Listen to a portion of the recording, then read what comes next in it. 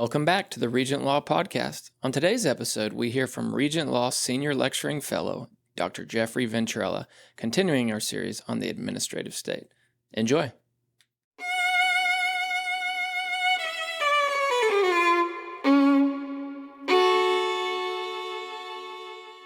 I'm so delighted to be here, but let me just say at the outset, given the legalese I have to do here, that my remarks on this podcast are my personal remarks. I'm appearing here in that capacity, and they do not necessarily reflect the Office of the Attorney General of Idaho, nor of the Attorney General.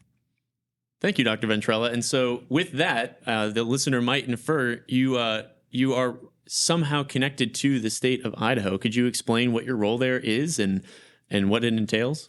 You bet. I'm actually an Idaho native, but I've been away for a long time. And so I was born and bred in Idaho, so I have Idaho in my veins, if you will.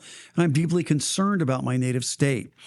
Currently, my job is that I'm part of what's called the Executive Office of the Attorney General. In that executive office, there is the Attorney General, the Solicitor General, the Associate General Counsel, that's me, and then a non-lawyer chief of staff.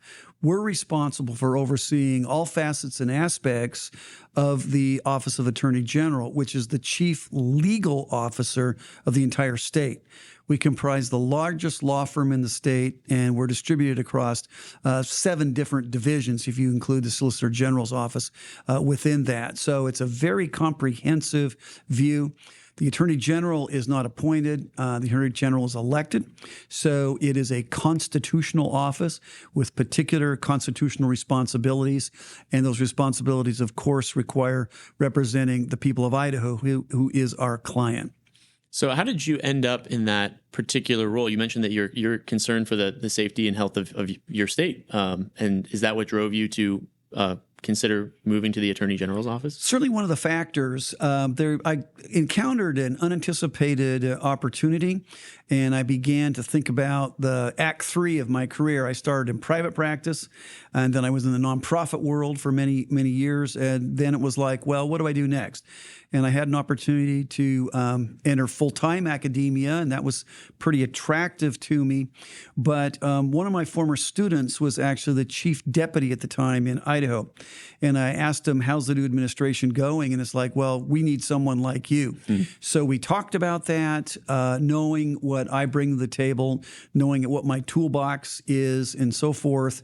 And then just a series of discussions. And so I left my former employer, Alliance Defending Freedom, on April 10th and started April 11th to jump right into all the falderall in public law. So that's how I ended up back in my home state. It's kind of a quick transition, the 10th to the 11th. I got to sleep 3 hours. Oh, show up well-rested for your first day of work. Correct. So obviously we're here at Regent University, and the topic of the symposium this year is confronting ambition, the administrative state. And so the term administrative state's kind of amorphous, especially the way that it gets thrown around and is used as a buzzword. Could you, for the purposes of our conversation, could you describe what your understanding of the administrative state is? Sure. The administrative state largely grew out of a shift in the politics of the United States. It started really with the populists and the progressives in the late 19th century. And the idea was we need experts. We're in a modern world. We have industrialization, and we need experts. And so we began to develop this aspect of the executive branch, which in some cynical people's view has actually become a fourth branch of government called the administrative state. Rather than having the separation of powers between the judiciary, the legislative, and the executive, we have an administrative entity now that actually basically does all three unaccountably in their efforts. And it's become so embedded that there's an inertia, whether by inertia or by intention, that has its own sort of policy procedures as well as policy aims, and that is an administrative state. We talk about pejoratively something called the deep state, and we think of black helicopters and things like this, but the reality is there in fact is embedded both in the federal government and the state government this notion that the agencies not only have expertise, but should dictate policy choices. And this is where it gets to be complicated, because oftentimes the agencies are working beyond the rule of law, or they're working beyond the elected, accountable people. That's the administrative state in which we find ourselves today. Thank you for that explanation. Something that you mentioned seems a little bit disjointed with anybody who's taken a 8th grade civics class, and the idea of a fourth branch of government, obviously not how they drew it up, so to say. So how does this fourth branch of government, change or warp what the founders and the framers had envisioned for our country? Yeah, in a couple of ways. If you look at Federalist 9 and 39, you'll see that the idea was to have civil liberty with a republican form of government, meaning natural rights, individual liberties, and a lot of space to make individual choices. The administrative state inverts that and says, we will dictate what you have. And so it's actually going back on the founders very much were interested in calling, and it's throughout the Constitution, citizens. The administrative state actually makes that more subjects or consumers. So it changes the vector of how we view ourselves in the government. Alexander Hamilton called this out in Federalist 1, where he said, look, there's two ways to govern. Governance can be either by reflection and reason, deliberation, accountability, going back and forth, or by accident and force, the idea of pure coercion. And so he's contrasting there what he saw going on in France with what was going on in the United States. And so the idea is that we are to have three branches of government. There's intentional gridlock so that we can have reflection and reason. That way we get the best choices in policy and so on and so forth, as opposed to administrative state just issues edicts. And pretends that they actually have the force of law. So that gets us more toward accident and force. So administrative state actually at certain pressure points works opposite of what the constitutional republic was designed to be. So how does that play into then? Obviously, there's some form of practical force that the executive branch must have to get things done. But then obviously, you don't want to flip everything on its head and turn what was citizens into subjects. So how do we toe that line between the two? What should the administrative agency, what role should it play? Right. So we should ask first, should it exist? Right? If you want to be pure utopian at this point. So if you look at, again, the Federalist, when it talks about this new concept of the executive, this unified executive in the federal government, what type of office was it to be?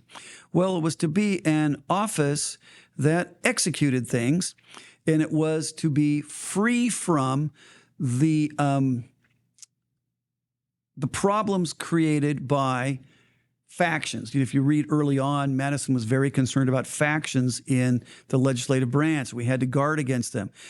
Later on, when you see about the executive, particularly Hamilton goes, we don't have to worry about that in the executive. Why? Because the causes of factions were not to exist with this new executive officer, meaning that the primary role of that executive was, in fact, to execute laws, not to be a policymaker. What we see today in the administrative state is largely, what's the president's going to do? I've got this agenda. I'm going to do these things X, Y, and Z, whether left or right. And so now we've changed the actual function of the executive. How does that function occur now? Through the administrative agencies. So we are really cattywampus in terms of the original design. Now, we can debate whether that's good or bad, but the reality is it's not what was designed, and that becomes a problem because if design dictates what our conduct is, and the design doesn't have our conduct, if we do conduct that's not designed, we're going to end up in a problematic situation. Hence, here we are. I remember talking to Justice Scalia. I was taking a course from him on separation of powers, and we had just he had just hired one of my former students to be a clerk the first time. We were talking about that. We were talking about this idea of Chevron deference, which is the topic of the symposium here. And he was really strongly in favor of it, but over the years became less enthusiastic. And we talked about how do we delimit or how do we dismantle this, Your Honor? And he goes, it'd take 100 years.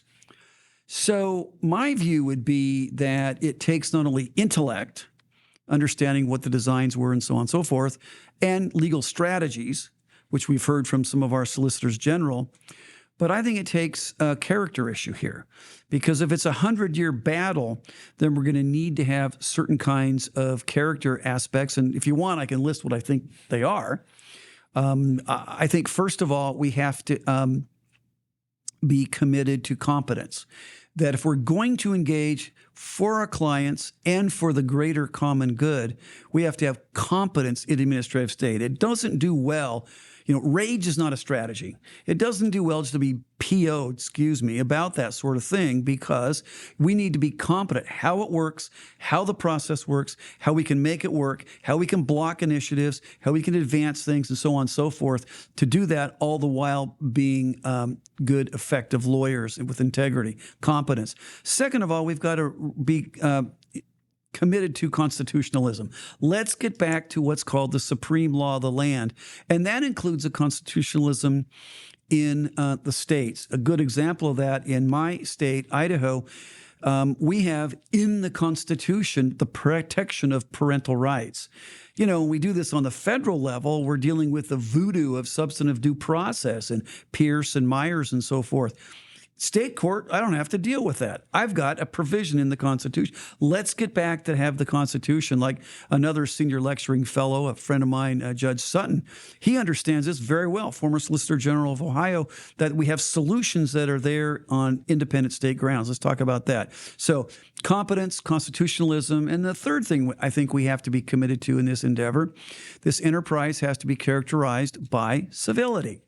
The manner of the gospel is just as important as the method of the gospel, or as the message of the gospel. And so those manners include treating people well, treating people civilly.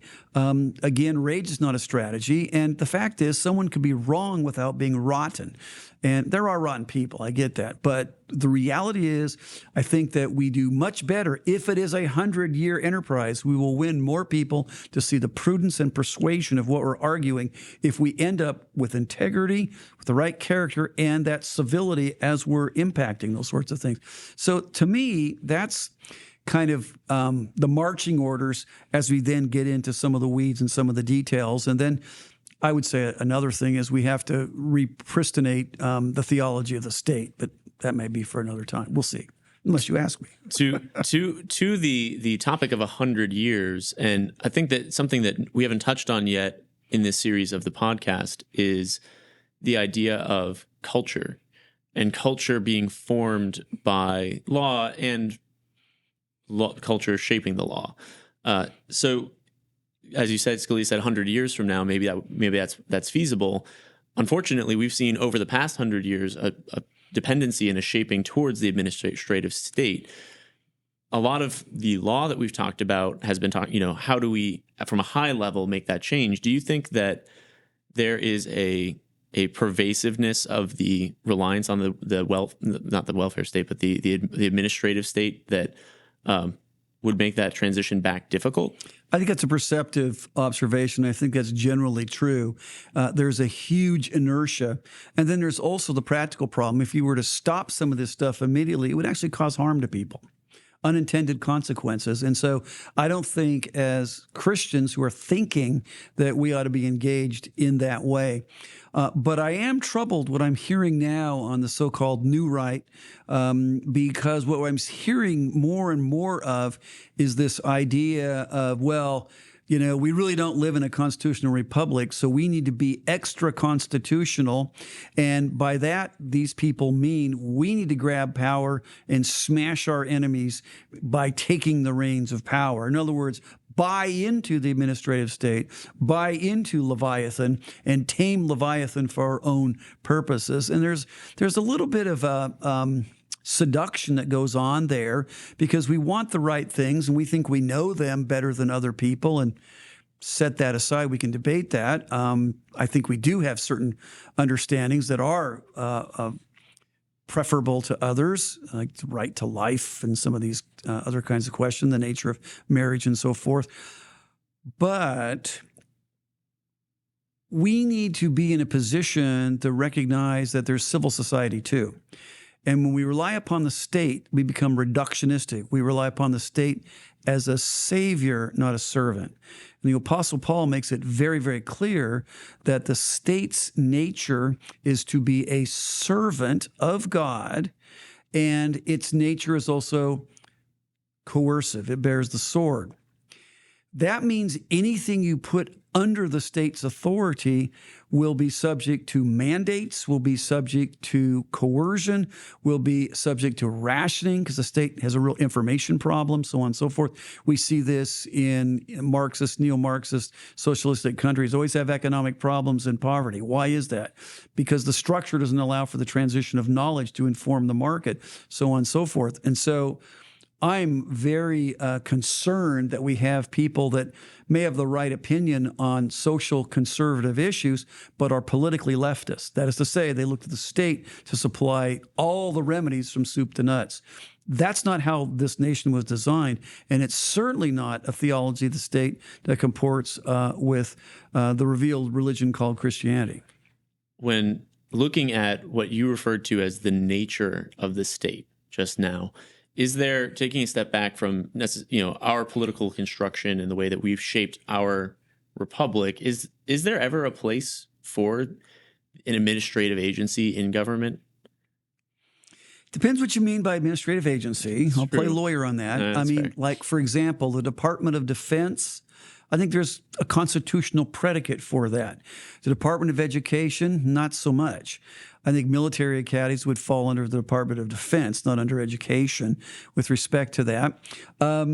President Nixon established the Environmental Protection Agency that's been utterly captured by agendists, typically on the left, and it's created all manner of mischief, particularly in the West, where I have lived for, well, basically since 1985 after getting out of law school, and it creates real problems there. So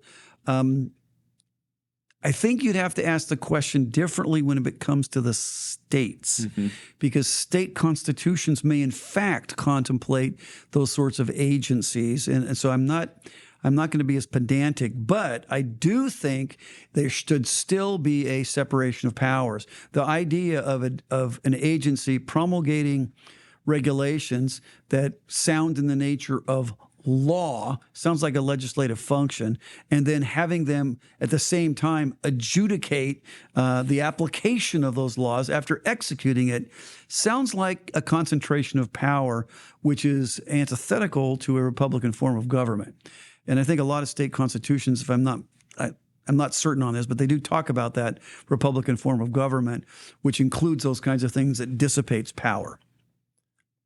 Thank you for that. And I think that it's important to make the distinction between, a overriding federal administrative state versus, something being utilized by, at not the federal level, but rather at the state level. What would you say would be a win? Have you seen any wins as far as moving the line back towards what it should be? Yeah, I think the wins can be direct or they can be collateral. And what I mean by that is, so if you look at the Supreme Court, the last several terms, they've seemed to have received, they've taken less cases for review, but a greater percentage of those cases have been for religious liberty or pertinent to religious liberty.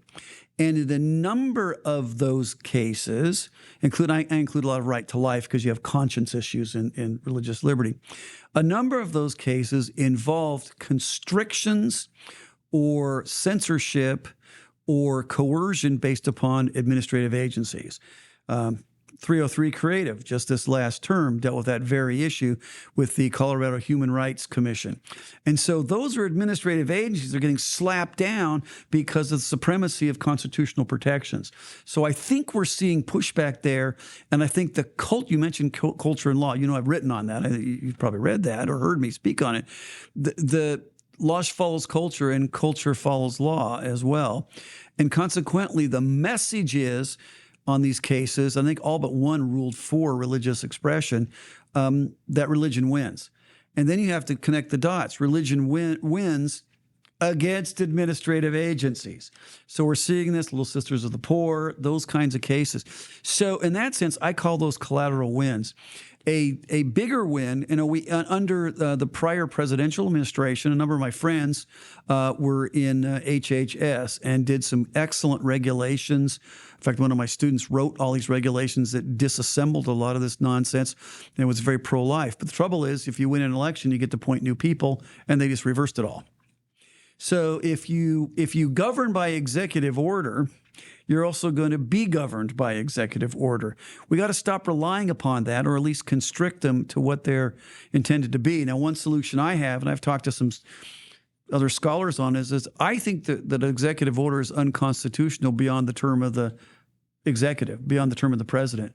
How can a president have authority to bind someone 10 years after they've no longer in office? I have some real concerns about that, and I think there's some efforts there. That's not the administrative state, but it is dealing with the executive that's overreaching. Oftentimes, executives overreach they govern through the agencies. Make no mistake about that.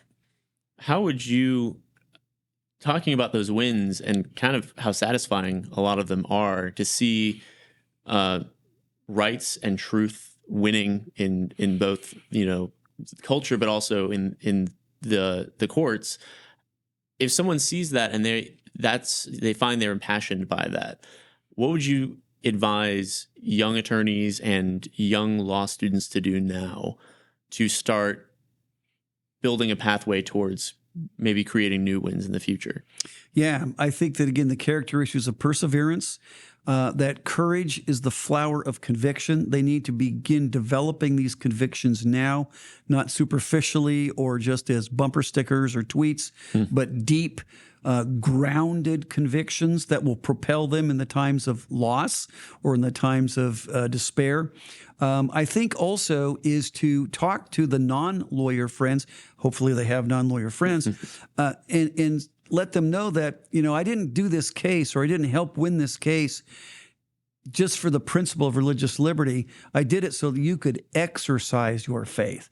And so there needs to be great encouragement to those who are in charges of parishes and pastors to actually talk about these issues and to actually, when the rubber meets the road, exercise their faith in those ways, in spite of threats, in spite of poor regulations and all those sorts of things. Because largely what's happened, a good example of this, of course, be the Johnson Amendment that proscribes nonprofit organizations that are tax exempt from, quote, representing or candidates or those sorts of things for elective office. Blatantly unconstitutional speech code. It violates the First Amendment. The trouble is you can't sue the IRS on it. What needs to happen is you need to goad the IRS into filing a lawsuit and getting it before a court. But the church says, we don't want to rock the boat. So to the young lawyers and stuff, you want to come alongside of the pastors and leaders and so forth. Assure them that the law is on their side, and that if you're following King Jesus, you need to follow him in terms of your foot and your mouth. And so consequently to encourage them, so we got your back. We're not saying, throw grenades or anything like that rhetorically, certainly not otherwise. But the reality is you've got to get them to step to the plate and to begin to articulate these things and so on and so forth. I can tell you a story. It took me 3 months to unwind this proposition at a very large, one of the largest churches, conservative churches in the nation. Here's the proposition. I said, if a young boy comes to the teenage youth group and claims that he's actually a girl, what group would you put him in? Oh, well, if the parents affirm that and they're being affirming, we want to be really gracious. We would put the boy in the girls group. I said, you're out of your minds. The girls group just talked about female issues of menstruation and puberty and so forth. They talked about dating and dress and modesty and all these things. You're going to put a guy in the midst of all that. That's bad for him. It's bad for them. But it took me 3 months, and I, kind of know this area. But they finally, did do the right thing. But my word, so if that's the state of the conservative evangelical church, it seems to me that what we need to do is, again, getting back to your question, getting young people to have the right convictions, to be able to explain it well. That's what lawyers are supposed to do. They're not supposed to just rage. Explain it well and lead them to these kinds of issues. That means volunteering. It means maybe teaching a class on this. It maybe means reading, having a book study on these kinds of things. So I kind of go on. Sorry. No, that's perfect. And I wonder, and this is speculation, but what is it that drove you originally to go to law school? Was it any of these ideas of persevering against lies that you saw, or was it that pursuing returning to a constitution or civility? What is it that drove you to law school? Not so much. So the story there is I really wanted to be a studio trumpet player, and I went to music school to do that. Only applied to one college. It was a great college for music, and I got there and enjoyed it. It was good, but I was never going to be good enough to do what I thought I wanted to do. And then the thought of doing my passion for dollars would kind of soured me. And then I don't know if you call them devotions or quiet, or whatever the vernacular is, I can remember very clearly from February to March or April, it was like, you're supposed to go to law school. I was like, where did that thought come from? I have no idea. My father didn't even graduate from high school. I mean, I didn't know any lawyers. I didn't know nothing about this stuff. And but it became very much a solid conviction, and I did it. I think the answer, though, is because, once I was really growing in my faith at university, I had an aptitude for apologetics. I mean, strong. And so this notion of truth, Os Guinness says that contrast is the mother of clarity. I was able to discern these things. I was able to articulate it, able to rebut. And so the tools were there. They just need to be shaped. So then I just knew I was supposed to go to law school. And so I developed the skills there and the competencies, really enjoyed it and loved it. Well, then I was approached, and that's how God leads me. It's like when it's unsolicited is when I know it's His will. And so I got this proposal for this new thing that was starting up, and they needed someone to make it happen, this idea of the Blackstone Fellowship. That's what it was called at the time. My wife saw the prospectus, threw it down on the bed, and goes, my life's over. We have to move to do this. So that's when I first began to really, because I had the apologetics, I had read well, but then I began to sift it and put it together with the theology and ethics and how that works its way out constitutionally. So that's kind of how that worked. And then it became like, wow, this is just what I was designed to do, kind of a deal. Well, I think that God had a plan, and we're very grateful that He did, because of the blessing that you showered on us by being here with us today. Is there any parting remark that you would leave us with, something that we should take away about the administrative state, something, whether it be truth or whether it be hope for the future? Sure. First of all, let's just call it what it is. It's Leviathan, and Leviathan cannot be tamed. It has to be dealt with decisively. And so the idea of sacrificing, like Rousseau said about, well, we're going to force people to be free, is a lie. We're never going to be able to do that. And just exchange that. I'll let you do whatever you want. And so we need to stick to those kinds of principles. And I don't mean this as a commercial, but a bunch of scholars and I are put together a book called Virtuous Liberty. It's coming out this fall. Series of essays, about 300 pages, where we talk about how essentially the American experiment, not to baptize the United States at all, but to say that what impelled the founders, and before that, the classical liberals, was in fact the predicates of a Christian worldview. And it's that Christian worldview that applies to all people in all places, that's not needlessly coercive, that allows for flourishing and allows for civil society. think in terms not of government, but in governments, the family, the church, as well as the state, and begin to have each one in its own sovereign place. So how would I distill that down? Ask the question, do whatever you love, and then what do you love? And if you love Christ and his word, then you will do the right thing in the public square. Don't have this dualism idea, because Christianity is not a private religion. It is a public religion. It is personal, but it's not private. And Amen. that privacy comes out in promoting ordered liberty. Ordered liberty promotes everyone's flourishing. And finally, I'll tag it by this. It was the Christians who invented the word religious liberty. It was the Christians that produced the Justinian Code, which said we will not coerce conversions, we will not put down the pagans, we will not execute Jews, and so on and so forth. Christianity's created that space for people to be humans and pursue the truth. Let's not flinch from that. Let's own our heritage so that every person can flourish under ordered liberty. And we'll do so with competency and civility, returning to the Constitution. Amen. Thank you very much, Dr. Ventrella, for joining us today. We've appreciated your time. It was my great privilege. Let's do it again. Absolutely.